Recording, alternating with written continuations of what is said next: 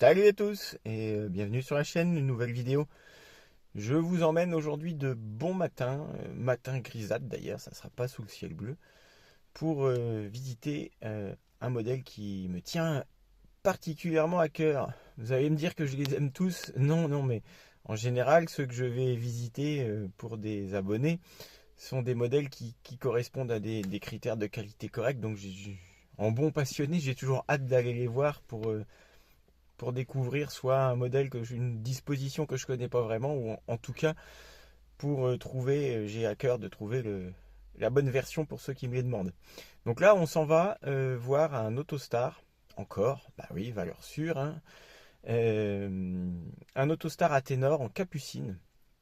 Donc Atenor, je reprécise, hein, c'est la branche haut de gamme de chez Autostar, avec la fameuse chaudière Aldé, le châssis Alco et tous les équipements qui vont bien avec l'isolation renforcée, etc.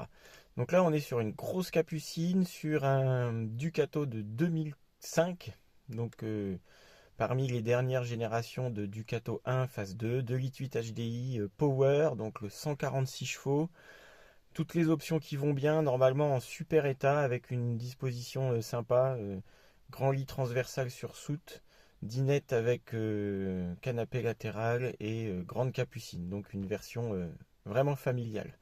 Donc je suis parti, on roule un petit peu et puis je vous dis à tout à l'heure pour la visite.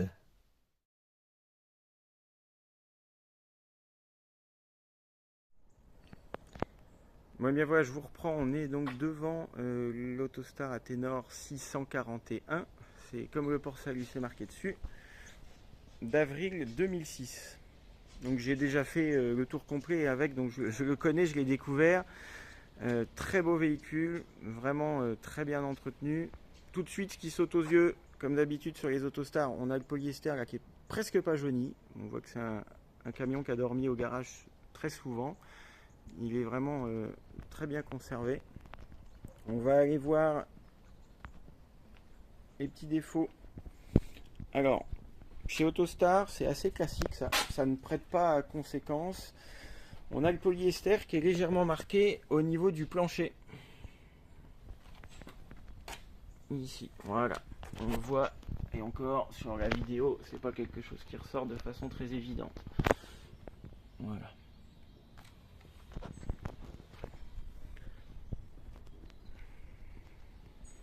Donc à part ça, on est sur du châssis Alco, porteur 146 chevaux, avec à peu près toutes les options qui étaient possibles à l'époque.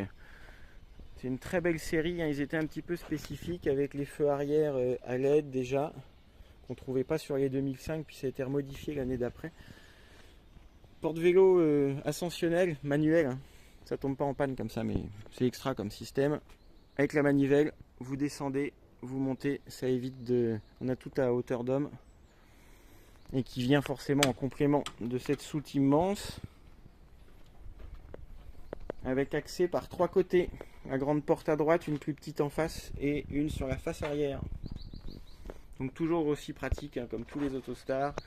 Les points d'ancrage, le sol qui est renforcé, des éclairages un de chaque côté.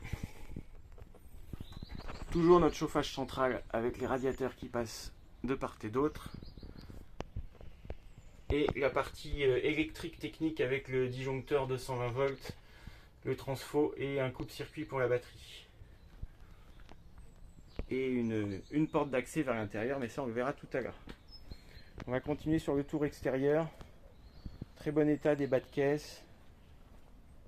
Toutes les ouvertures sont bien fonctionnelles. Bloc porte, aucun souci.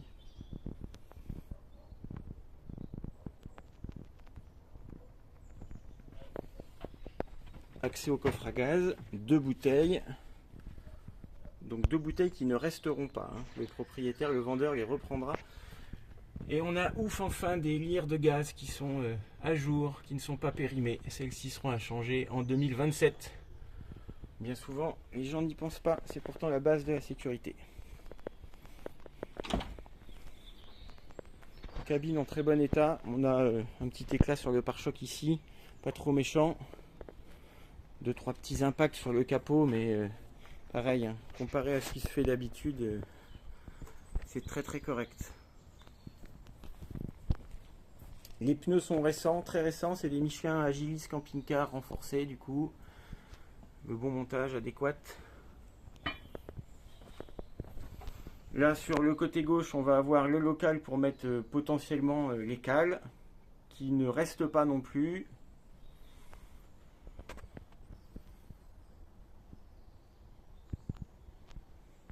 On va avoir la peinture de la baie là, qui est un petit peu écaillée. C'est classique sur ces générations-là. Pareil, pas de conséquences autres qu'esthétiques. Un petit peu de temps à passer, cacher, repeindre. Les autocollants qui ont un petit peu séché aussi au soleil, les UV, mais bon, bah ça, 2006 aussi, on peut pas tout exiger. Et alors là, il y a quelque chose d'extra. Ce grand portillon vous permet d'accéder à la fois à la vidange des toilettes, à la coupure d'eau pour la douche extérieure, et en même temps, donc en plus d'un rangement, ça vous fait un local technique, on va dire. Vous pouvez accéder directement à la pompe à eau, à la purge, à l'arrière du frigo, dévisser les plaques là, donc pour l'entretien c'est top. Pareil ici, et en dessous là, vous avez la batterie auxiliaire, hein. C'est une batterie gel qui est récente, enfin déchargeante pardon, une banner, et là vous avez la douchette extérieure. Donc c'est super bien conçu.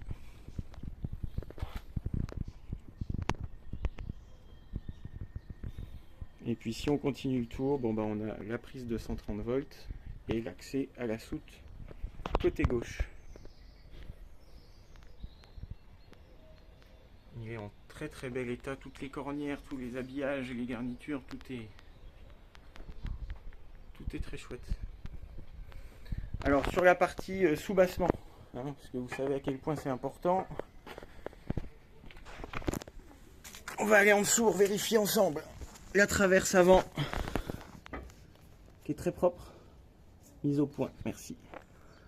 Niveau moteur, bah, c'est normalement gras comme toute mécanique, hein, rien de méchant. Et puis si on s'amuse à faire le tour pour aller voir les fameux points stratégiques aussi, hop, on s'aperçoit qu'il est aussi extrêmement propre, pas de corrosion, rien de particulier, que ce soit les ancrages ici, le berceau, les fixations de berceau, on commence à connaître. Et on va aller faire un petit tour sous le plancher arrière. Un petit peu le point faible de tous les camping-cars, notamment chez Autostar, comme chez les autres, quand on n'a pas de bavette et que les projections se font en direct. Donc celui-ci a été refait. Il a été entièrement repris par un pro qui a refait tout le plancher arrière, toute l'étanchéité derrière le pare-choc. J'ai tout vérifié, il n'y a aucun souci. Tout est bien fait, tout est solide. On va finir la visite extérieure par un petit tour du côté du moteur.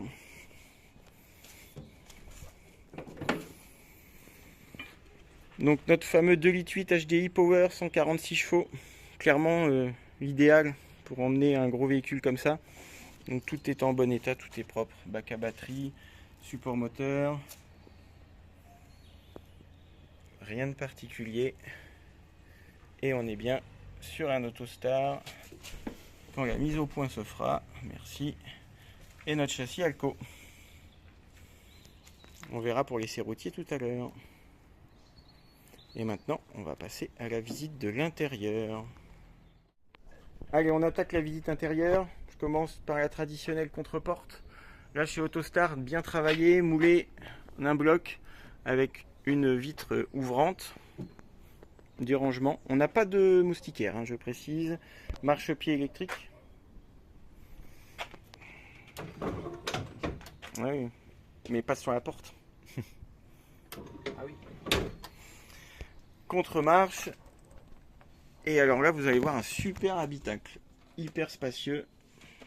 Alors en vidéo, ça rend toujours moins bien qu'en vrai parce qu'on n'a vraiment pas la sensation du volume. On a une très grande hauteur sous plafond. Donc dinette composée d'une banquette face route avec 2 ceintures 3 points forcément, d'un petit canapé très chouette avec ses coussins et ses accoudoirs assortis. Et des sièges cabines, forcément, qu'on peut retourner. Avec cette table avec une grande rallonge.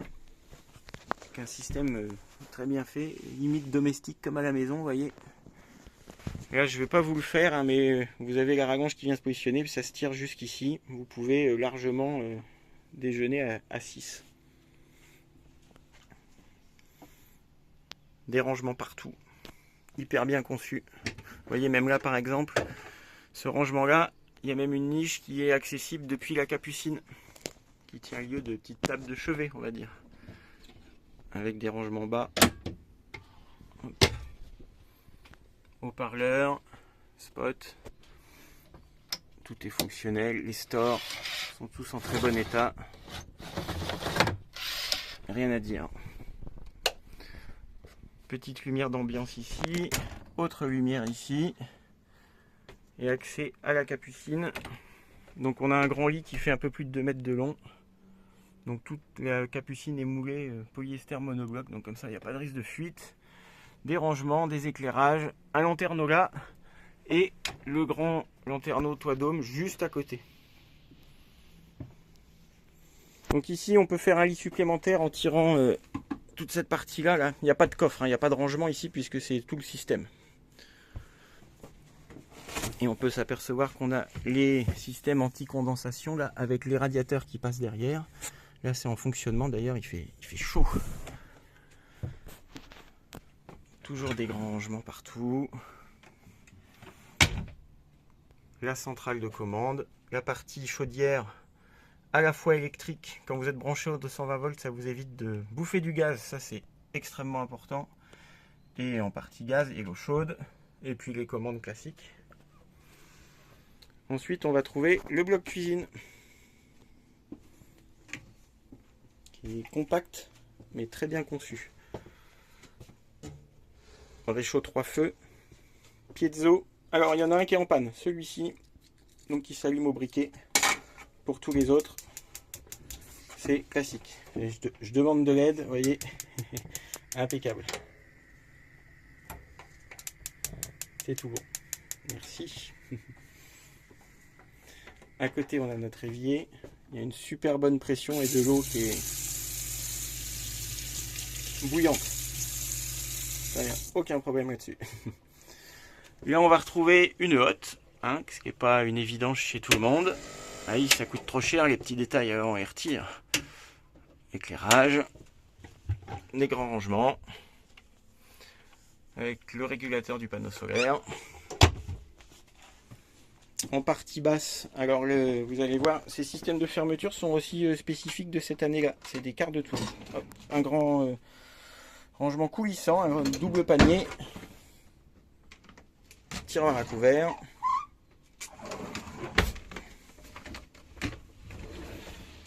Et encore un autre grand rangement, un autre tiroir. Ici c'est l'accès à la chaudière. Et une astuce sympa, puisque vous allez me dire, ouais, il n'y a pas de plan de travail. Mais si, ils y ont pensé. Hop là. Voilà, ça vous fait une cuisine en L. Pour pouvoir éplucher, poser tout ce que vous voulez. C'est plutôt astucieux. Il faut un petit peu de force pour le rentrer. En dessous, on va retrouver, sous le lit, on a notre accès intérieur à la soute. Hein. Petite contre-marche qui font rangement. Attention. Sans alcool, la fête est plus folle. Et la penderie. Éclairée, avec le réservoir de glycol pour la chaudière. Il y a même un accélérateur qui a été rajouté avec une deuxième vitesse là, pour avoir un peu plus de force. Le mât de l'antenne, qui n'a jamais servi là, avec l'actuel propriétaire. Je suis pas très pointu sur la télé, moi, vous savez bien. Je me retourne parce qu'on n'a pas fini la cuisine en vrai. Le frigo, on est déjà sur un double. Sélection automatique AES, avec le dégivrage. Et alors regardez ce qui est super chouette. Non, évidemment c'était ouvert. C'est qu'il était branché. On a le thermomètre dans le congélateur et on est à quasiment moins 15. Donc je crois que ça fonctionne bien. On n'est même pas au max, ouais. Hop. Et là, le frigo, la partie réfrigérateur éclairé. Au-dessus, un petit rangement pour mettre ce que vous voulez. Des prises de courant. Et puis la télé avec son démodulateur TNT SAT. Je passerai rapidement là-dessus. Encore du lanterneau ici.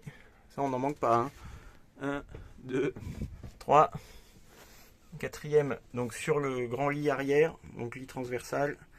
Toujours 2 mètres de long. Et toujours 3 fenêtres. Des rangements, des niches. Placard. Spot de lecture. Encore 2 autres placards de pavillon. Enfin, il n'y a rien à redire. Et on va passer au cabinet de toilette, qui est très astucieux, vous allez voir. Allumer la lumière. Hop. Donc on a une petite fenêtre. On va trouver le WC cassette tête orientable classique. Une grande douche. Avec toujours la spécificité de la chaudière ALD, le radiateur. Et le sèche-serviette chauffant. Vous allez me dire, il n'y a pas de lavabo. C'est quoi ce cabinet de toilette? Eh bien si. Très astucieux. Gain de place énorme. Donc il se verrouille avec un petit taquet. Hop, je vais le verrouiller d'ailleurs, comme ça vous allez voir. Et on a ici notre armoire de toilette. Hyper profonde. Qui intègre le miroir. Salut.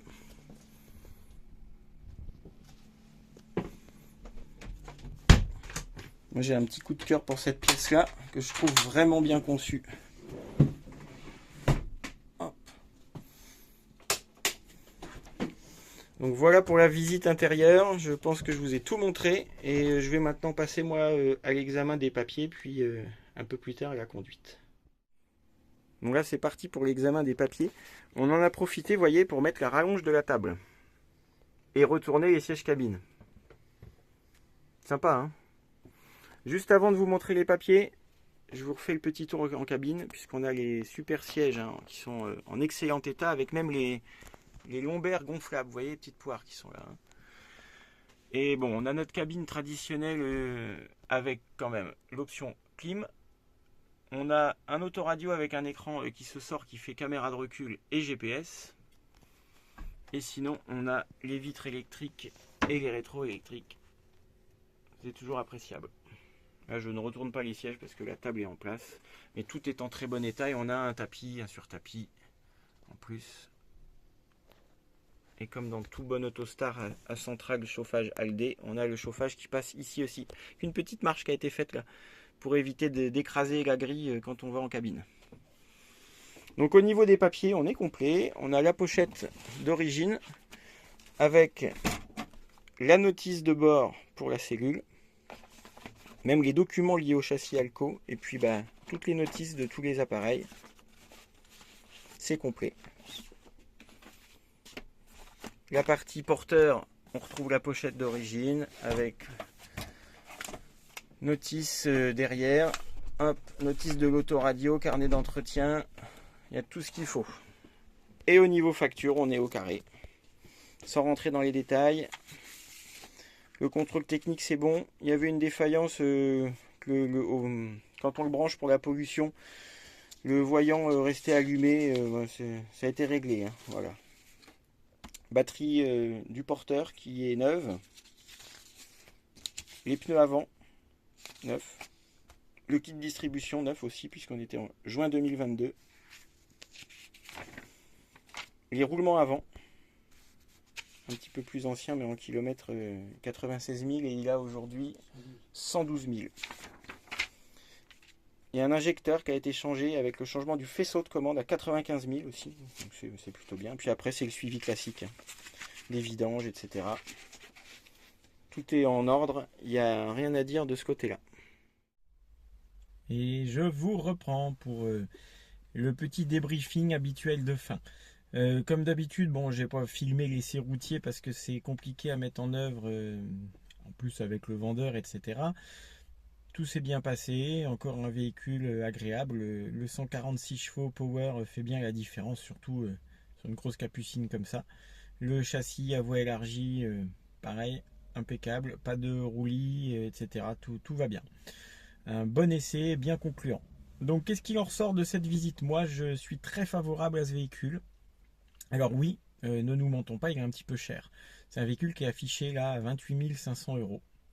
Mais si on prend en compte le marché actuel, qui est complètement dingue, euh, et le fait que dans cette tranche de prix, qu'est-ce qu'on trouve beaucoup aussi? Beaucoup de sous-marques, de choses beaucoup moins équipées, rarement en 146 chevaux, pas forcément de l'alco, pas de chauffage central, peu de kilomètres, hein, il a que 110 000 km, 112 000. Suivi, un excellent état. Donc c'est toujours pareil, il faut juger sur pièce, il faut juger ce qu'on achète réellement. Un prix, ça fait pas tout non plus.